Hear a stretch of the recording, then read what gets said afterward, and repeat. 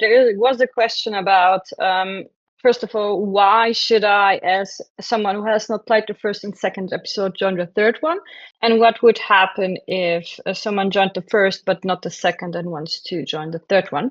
And then some questions about if it's possible to pay later or in installments, which is probably more directed at you, and I can answer the other ones. Cool. Okay. As for maybe the easier of the two, if someone who has played the first episode of Krystalium or one of the missions but has not joined any of the other ones, what would happen in that case if you want to continue playing that character that you played back then? You would still get an updated character sheet filling in the blanks. So if you played the first episode and want to come back for the third, playing the character sheet that you then receive will have an updated information what your character has been doing in between, because they obviously have not been at the fort for episode 2. So you would get interesting play prompts or new connections to fill this gap that happened there. Maybe even some plots or secrets that you can bring into the game. This is how that part would work, and has also worked for characters that have joined missions but not episodes, for example. As for the other part, why should someone join the third episode in a trilogy if they have not played the first and the second one? So Krystalium, The Lies We Tell, is designed in a way where the third one offers a condensed play of everything that's happened in the world.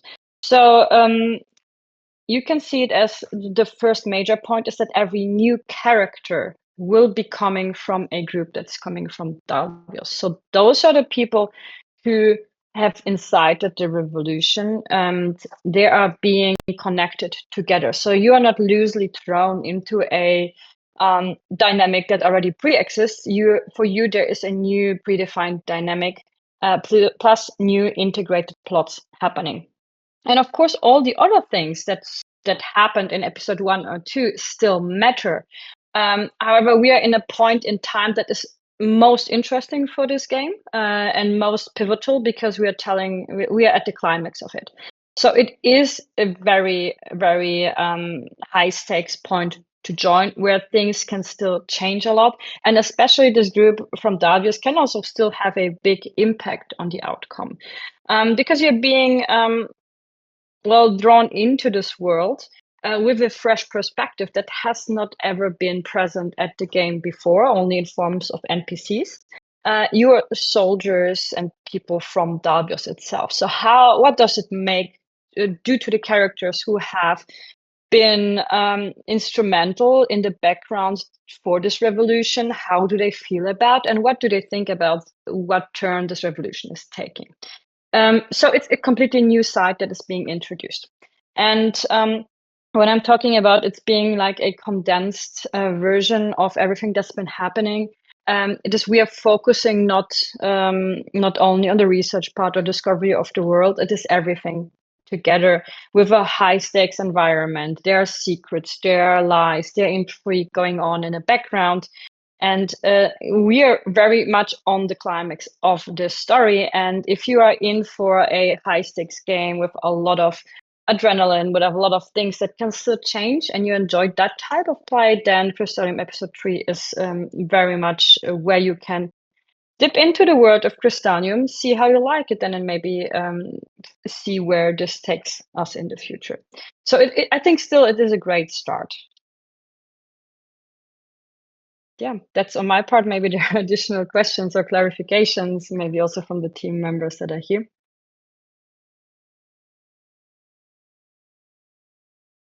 I think there's one question, how the dynamics between returning players and new players representing Dalvios will look like. So it very much depends on the different factions and the different characters. So Dalvios is coming in as the strong faction. So the new players will be on the side of Dalvios the Republic, who has brought freedom to the world. And then it comes down to individual relations, first of all. So, how does a character relate to other characters in that game? But also, how does the origin country or character come from for returning players or returning characters relate to Dalios at this point? There might be some that are very much in favor. There might be some that start to be a little bit in doubt about what is going on in there. So they might be like resenting what Dalios is doing to the world. So there are a lot of different dynamics in play that then can also be used to further your play. And of course, you are still in charge how that develops. So it is your character to take wherever you want to.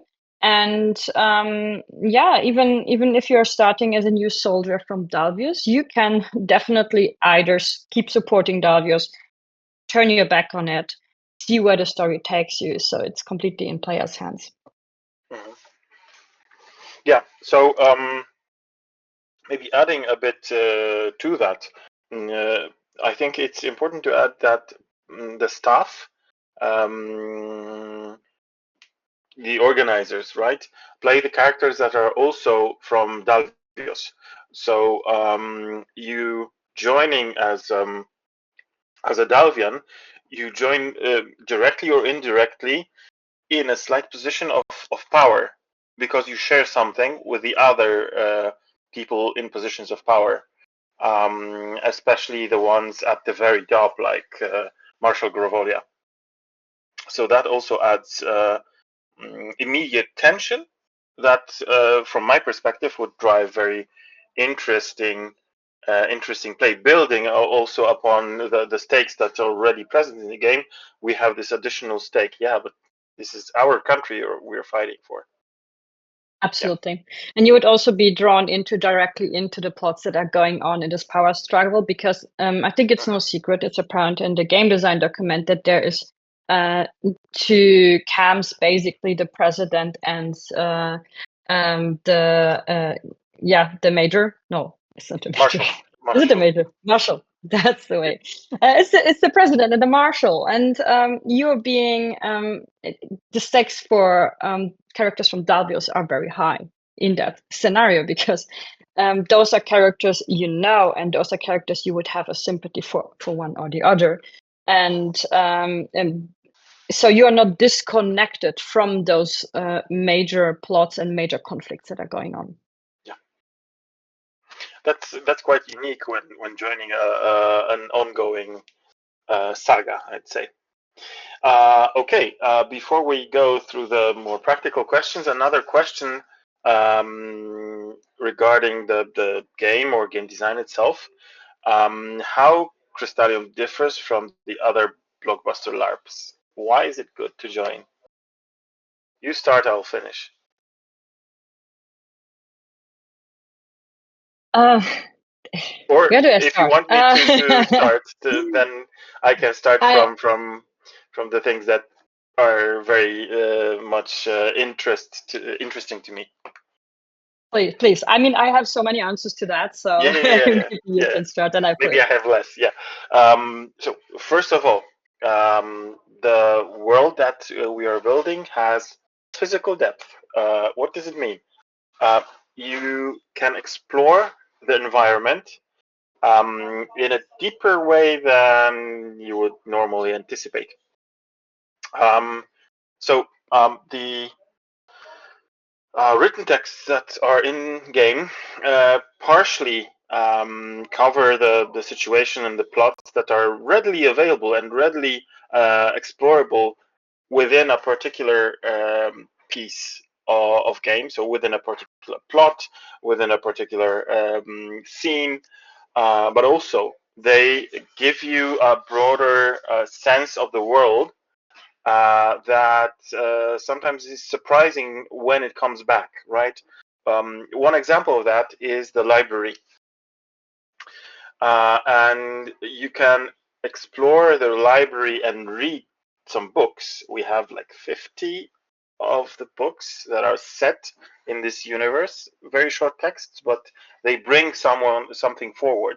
They show you the reality of the world in a different perspective. And that, from my knowledge, is something unique for how we are building the world of Krystalium. One from me.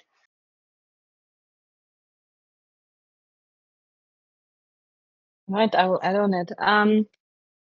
I think it is a game that offers a lot of freedom to the players. Still within a world that reacts. And yes, and there are a lot of games that offer that, but not with that flexibility. So, with all the research, for example, that has been done in the other episodes, I think what is extraordinary is that it's always with a yes and attitude that the team is coming up with. So it's never a like, no, this was not in our predefined lore that we produced. It is always like, this is a very cool idea, and we are supporting the players with it, and we are saying yes, and let's see how to twist the stories with that. So there's, for example, has been a lot of plots or revelations or things that has been happening in episode 2 that were solely based on things that players created and brought into the game and research in episode 1. And this will also be going on in episode 3. So everything that has been done and brought up by players is reacted to. The world reacts to what you're doing. You have all the freedom to do that, and it ties nicely into what Krasu said. Like, yes, there is an environment that you can play with, and I think in because we are specifically talking about episode 3, in episode 3 you have the same things, just more condensed, more intense, and more on a high stakes environment. So there are still are being plots in a living world that reacts to your decisions. Just right now, you're deciding the fate of that world. And this is what we want to highlight. It is about the fate of this world and what you make out of it. And yeah, if you ever want to see a LARP end in a way that is shaped by player decisions and not by predefined storytelling, of course, still within the logic of this created world, this is definitely then a blockbuster LARP that you can join. One more from me, also from my part of the responsibility. The physical part of the game contains working technology that is developed throughout the game already, building upon what Justine said. This technology is reacting on being researched, right? You can see it on a meta level that the functioning electronics that are underlying the magical technology of Krystalium, the something that is not really working like that in our real world. The underlying electronics are adjusted to accommodate the ideas of the players, but the effect you are seeing is not done like in a behind the scenes instructions from the MGs. Like in many settings, technology is just, yeah, okay, so you did this, the technology works like this, play on it.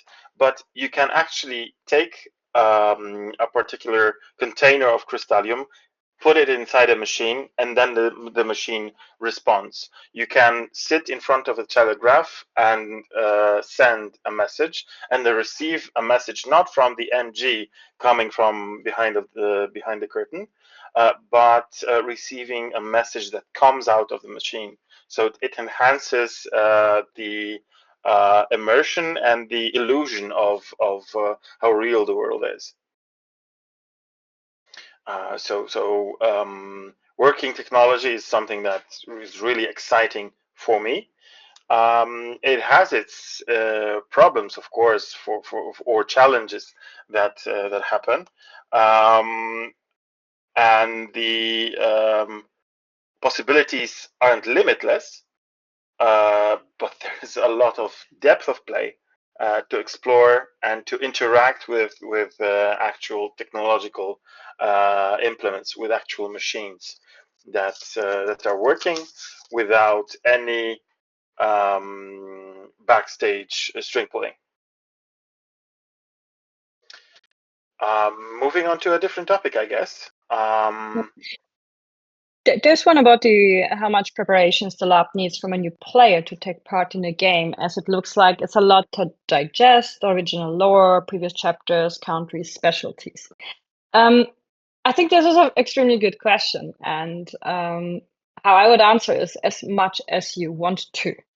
So, just as you as a person live in this world and you have a big or small knowledge about certain topics like science, like politics, like history, etc., and you can still live in this world and interact with this world, you can do the same as Krystalium. If you are totally into digging into that lore and that previous history and all those things that are provided, if this is your thing, the materials are there, you can totally do that. If you are like, I just want to come and play, this is also totally fine, because you have to imagine it. This game plays in a world where information is not easily available as we have it today. It's not easily accessible. So it's completely natural that your character also would not know those things. Your character would know what is provided for them in the character sheet, and maybe some information about the current situation that they're being thrown into, what the current status is with the war. But there is no way that they would know everything. If you are still very passionate about digging deep into that lore, that's absolutely cool and you will enjoy it. But if you're just saying, I want to play a dramatic scenario and being thrown into that, and maybe even discover small things and learn about small things in the world or even wider things, that's also a good starting point. So whatever your preference is to play a LARP with a new original world, the Krystalium LARPs really support that. And that's also the nice thing about it. So there is no need to know all of these things. You can learn them in-game if you're interested in that. And if not, you can just play on all the interpersonal drama and the plots and the hard decisions that will be going on. I think a good addition to this question and to this thread of inquiry would be adding this small thing that Katya already asked a couple of days ago. So, would this final episode, with all the preparation that are possible, be approachable to new LARPers, to fresh LARPers? Because some people have this question before them. Yeah, I like this idea. I like this setting. I like the game concept, but it's the finale, and I haven't played a LARP before.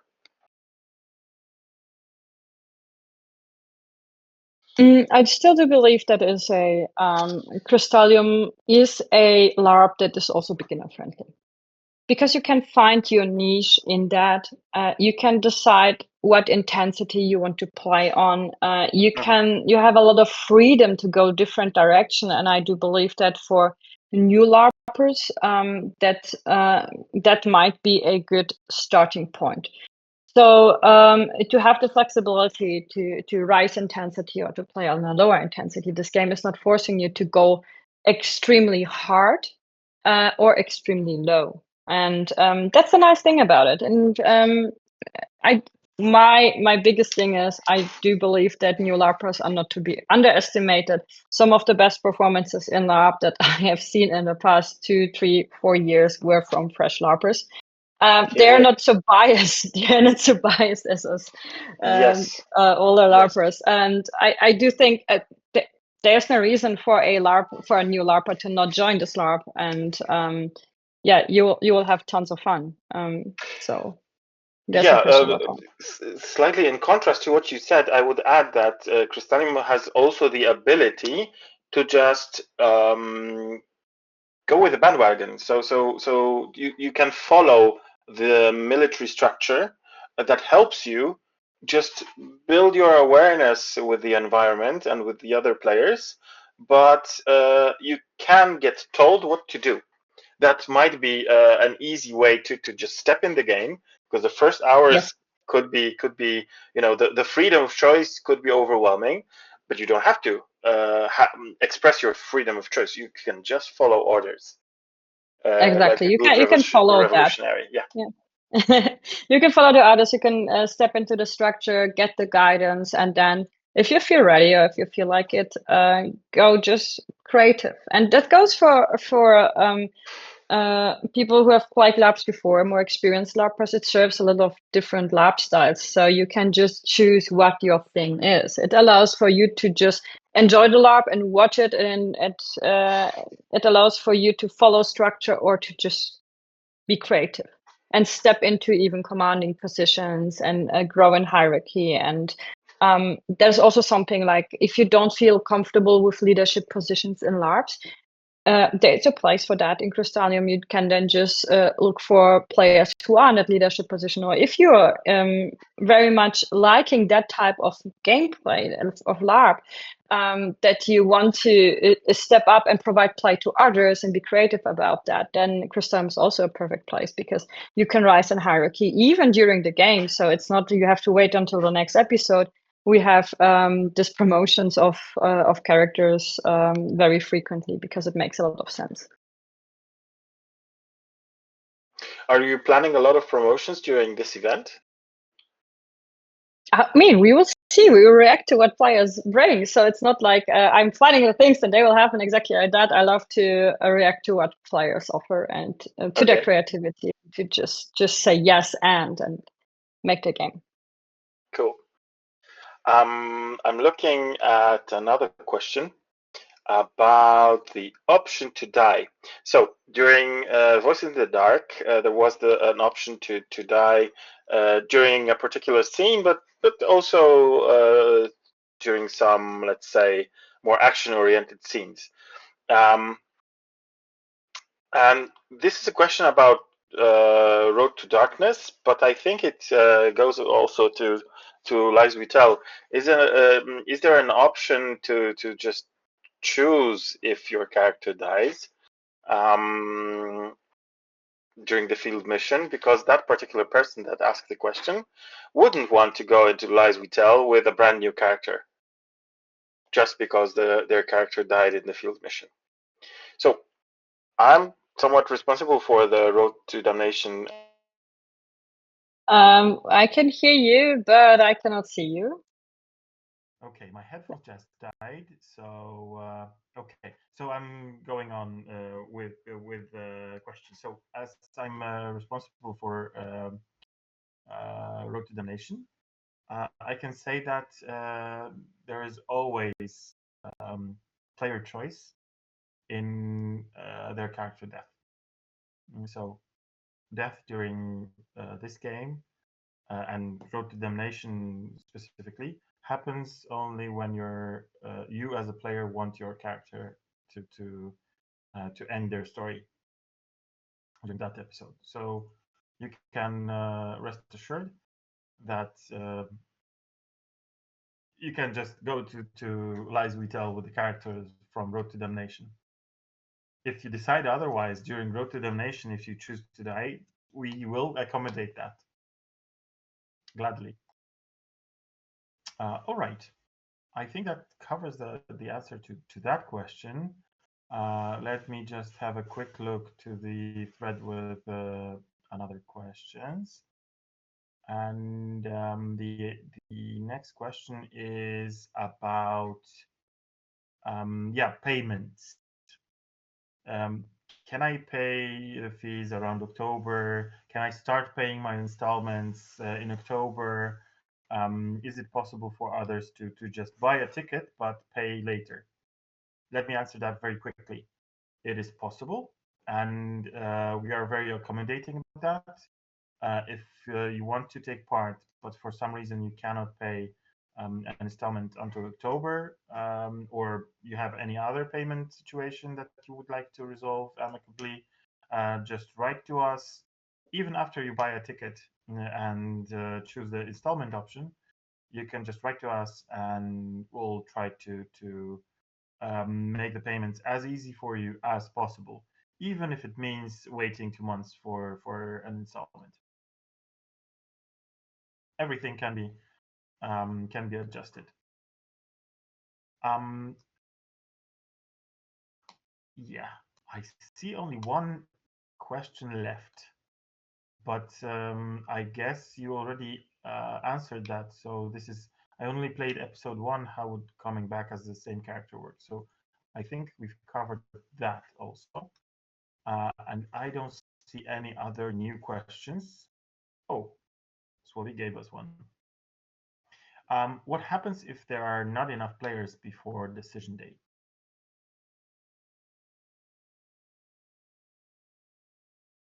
So first, we'll be sad. But second, we'll see what the exact number of players that decided to come. It's not only the players that want to experience the closure of the full saga. We also want to experience the closure of the saga. So just being open with you guys, we'll do everything that is possible to make the game happen.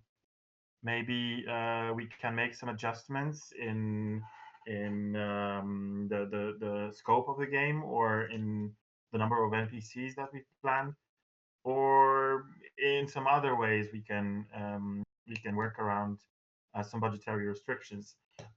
Ultimately, we can also go to the fourth location and say, guys, we want to close this story. Help us do that. Can we just agree that we will pay? We will do some more events in your venue, but please lower this and that payment for us this time.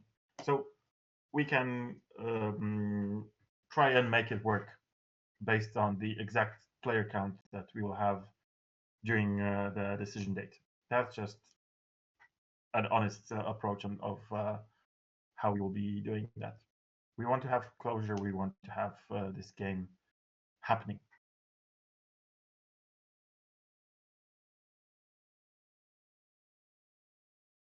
Would you add anything to that, Justine?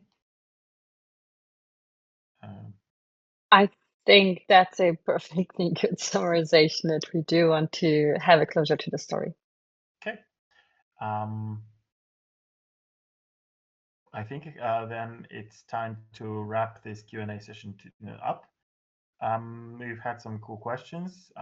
If any of you have any other questions, now's the time. But if not, then keep your fingers crossed about the recruitment process.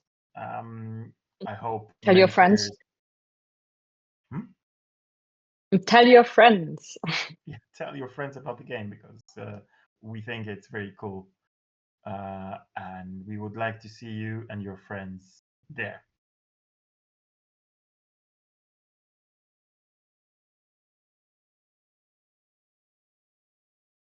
Okay, guys, I think we're done here.